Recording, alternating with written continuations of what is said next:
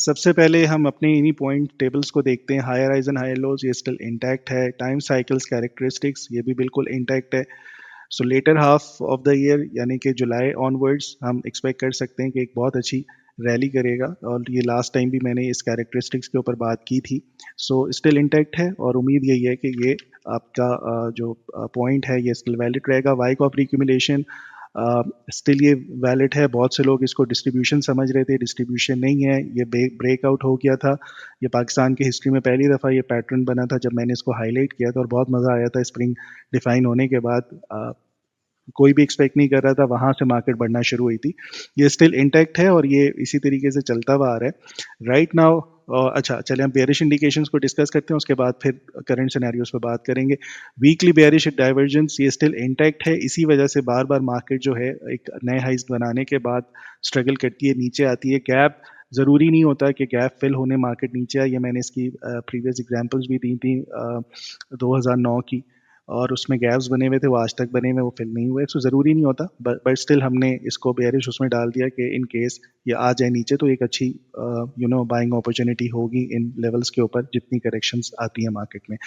अच्छा, एक बात लास्ट टाइम मैंने डिस्कस ये की थी, दिखाया भी था कि बजट से पहले जब भी मार्केट रैली करती है तो बजट अनाउंस होने के बाद ड्रॉप होना शुरू होती है। तो इस दफ़ा वो वाला सिनेरियो बना है कि बजट से पहले आपकी मार्केट रैली करती भी जा रही थी। बजट के बाद हमने देखा है कि बहाना मार्केट जो है वो ईरान इसराइल वॉर ले रही है, लेकिन ओवरऑल मार्केट में करेक्शन ड्यू थी, प्रॉफिट टेकिंग आना था, वो आ रही है।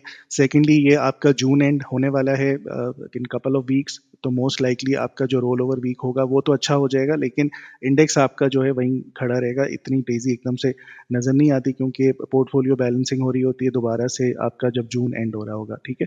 तो इस टाइम जो मार्केट चल रही है, मार्केट बिल्कुल ठीक है, इस पे करेक्शंस पे परेशान नहीं होना। जितना नीचे आएगी उतनी अच्छी नई तेज़ी आगे के लिए बनेगी।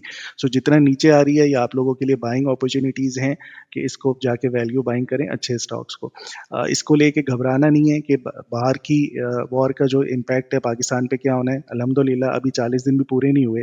सो आप लोग इतनी जल्दी कैसे भूल सकते हैं कि हमने अपनी जंग इतनी बुरी तरीके से उनको हराई है, ठीक है। तो हम बाहर की जंग से फिर क्यों डरने लगे। तो पाकिस्तान को मेरा नहीं ख्याल या स्टॉक मार्केट को इस टाइम अभी इतना कोई परेशानी वाली बात नहीं है, लॉन्ग रन में देखी जाएगी। लेकिन अभी फ़िलहाल आपकी ओवरऑल टेक्निकल्स के ऊपर सब कुछ ठीक है। सो इसमें घबराने की कोई ज़रूरत नहीं है। जितनी भी करेक्शंस आपकी आ रही है मार्केट में, अपॉर्चुनिटी है। जो मुझे यहाँ से जुलाई ऑनवर्ड जो मार्केट लग रही है दिसंबर तक, वो बहुत अच्छी तेज़ी इंशाल्लाह उम्मीद है कि नज़र आएगी। इस पूरे साल में ये जो 6 महीने थे स्ट्रगलिंग के थे या कंसोलिडेशन आप कह लें, सो नेक्स्ट जो आपके 6 मंथ्स हैं अगले इसी साल के, वो बहुत अच्छे परफॉर्म करते हुए नज़र आएंगे। सो इसको घबराना नहीं है। और एक और चीज़ मैं बता दूँ, इस टाइम मार्केट में आपके जो थर्ड टियर स्टॉक्स हैं वो बहुत ज़्यादा बढ़ रहे हैं, ठीक है, या उनमें बहुत ज़्यादा वॉल्यूम जनरेट हो रहे हैं। एफसीएसई हो गया, पीएमआई हो गया, डब्ल्यूटीएल हो गया, दो दो तीन तीन रुपए वाले।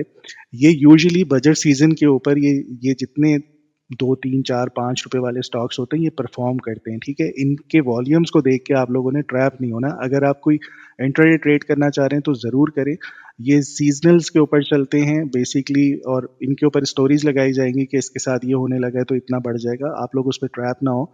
और क्या कहते हैं, अगर कुछ अच्छा थर्ड टियर स्टॉक ट्रेड करना भी है इस तरह का पैनी स्टॉक, तो उसका इंट्राडे की ही लें और ट्रेड करें और क्लोज करके चले जाएं। अगर आप उसमें ट्रैप हो गए तो घबराने की बार उसमें कोई ज़रूरत नहीं होती। वो फिर ये होगा कि आपको जो अगली बारी उसकी आएगी वो दिसंबर में आएगी या जनवरी में आएगी, फिर जाके आपके जो आप ट्रैप हुए हाइस के ऊपर वो फिर आप वहाँ से निकल सकेंगे। So third tier stocks perform करेंगे, सेकंड टियर परफॉर्म करेंगे, इंडेक्स थोड़ा सा साइडवेज हो सकता है, लेकिन ओवरऑल मार्केट बुलिश है और अच्छी रहेगी। और जितनी भी स्टॉक्स आप लोग ट्रेड करेंगे सेकंड टियर थर्ड टियर, उनमें काफ़ी पोटेंशियल नज़र आ रहा है, वो मैं अभी हाईलाइट भी कर देता हूँ आगे। सो ओवरऑल एक जेनेरिक सा ओवरव्यू ये है कि घबराना नहीं है स्टिल, और नीचे जो भी करेक्शंस है वो वैल्यू बाइंग है। थर्ड ईयर स्टॉक्स परफॉर्म कर रहे हैं, उन पे हाइस पे जाके ट्रैप नहीं होना।